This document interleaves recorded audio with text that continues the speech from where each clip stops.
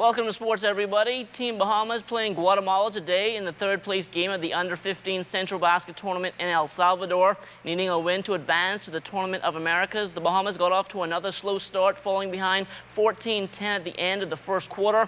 They came back with a big second quarter, outscoring Guatemala 19-9 to go up 29-23 at the half. They increased that lead to 46-35 after 3 and opened the fourth quarter on a 15-0 run before coasting to a 63-47 victory. Sebastian Gray had a monster game in the win, tallying 24 points, 15 rebounds, 4 blocks, 2 assists, and 2 steals. Dejor Adderley followed with 11 points, 3 rebounds, and 2 assists. Travis Barnett had 9 points, while Shamar Burrows added 8 points, 15 rebounds, 2 assists, and 3 steals.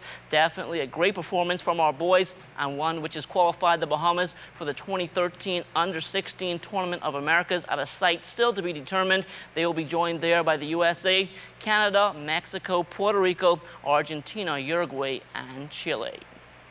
Well, the third annual Vitamalt Street Legends Community Basketball Classic had its version of the Final Four on the schedule last night at the Anatole Rogers Gym, and there were some challenges along the way.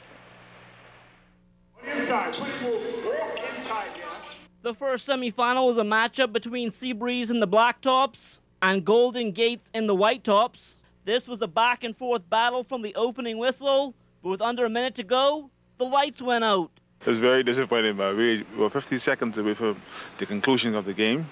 Last night is only the icing on the cake. Tonight, we're going to conclude those games that didn't complete last night. The Golden Gate Street Legends, they will be taking on, of course, the Seabreeze Blowers. That game is exciting. That's one that didn't finish last night. They were 45-40. And then, of course, we also have another featured game, undefeated, Furniture Plus, St. Cecilia Mavericks. They will be playing against the Baintown Boys. Now the winner of these two games will play for the overall championship in the men's division tomorrow night starting at 8:30. Before that game, though, there are 3 other exciting games to look forward to starting at 5 p.m. We have the Junior Boys Division. The championship will be featured between Furniture Plus.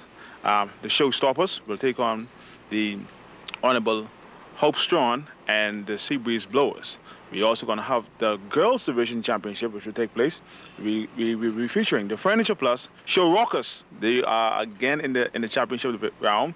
They will take on, of course, Mr. Randy Cunningham and the Kingsway Academy Girls. And then a special treat, we will be showcasing the Royal Bahamas Police Force versus the prison. So ladies and gentlemen, please come on out. The games are absolutely free. We just want you guys to come on out, enjoy the games, and just see exactly the talent that are in our neighborhoods today. For organizer of the Street Legends Classic, Wilton Russell, the game between the police and prison has a special meaning. It's going to be really, really exciting. I know the police is really excited to get a chance to come out and really show their talent, to show that they're really behind Street Legends and our cause behind crime inside this country. At the grand opening, we had 2 prisoners that came down and spoke on the importance of thinking before you act. They didn't think, and that's why they end up in prison. So we're using basketball as a powerful means to try and get to our young men inside this country. Well, the Bahamas Association of Athletic Associations honoring its student athletes with a special reception at Government House earlier in the week. Tonight, Charles Fisher tells us who made the grade. 19 student athletes honored for their performance in the classroom, all attaining a grade point average of 2.5 or higher to be named All-Bahamian Scholar. Some of the athletes present, most have already left for schools abroad. B3's President Mike Sands pleased to see athletes were able to balance their roles in the class and on the track. It is my hope that this prestigious award will inspire many more athletes to improve their academic performance and thus join the ranks of all Bahamian scholars, because after all, there is life after athletics. And therefore, the message of academics first must resonate among our budding junior athletes, that equal time and effort must be devoted to academic excellence. It was a jumpers evening as Lethorn Collie Mins received the highest GPA among male athletes. Daniel Gibson, the Gold Court of Distinction Award for the females. I know when you think of athletes, you do not normally think of school or books, but I guess these guys in front of you, these honorees, will alter their state of mind and show you that student athletes are well-rounded. We are versatile in everything we do. We are able to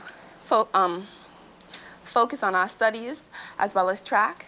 And bringing the keynote remarks was the Minister of National Security, the former president of the B3S, Honorable B.J. Nordich. This is encouraging to me as it shows that wherever our athletes live in the country, they are able to participate in sports without any adverse effect on their academic performance if they apply themselves. This is a fine example of successful multitasking. Your accomplishments are also remarkable because in the midst of training and representing your country in international meets and performing locally, you learned your lessons and you maintained your grades. Former sprinter and long jumper Claudia Ferguson and Doral Burrows were recipients of the honorary All-Bahamian Award. For ZNS Total Sports, I'm Charles Fisher. All right, thanks a lot, Charles, and that will do it for sports.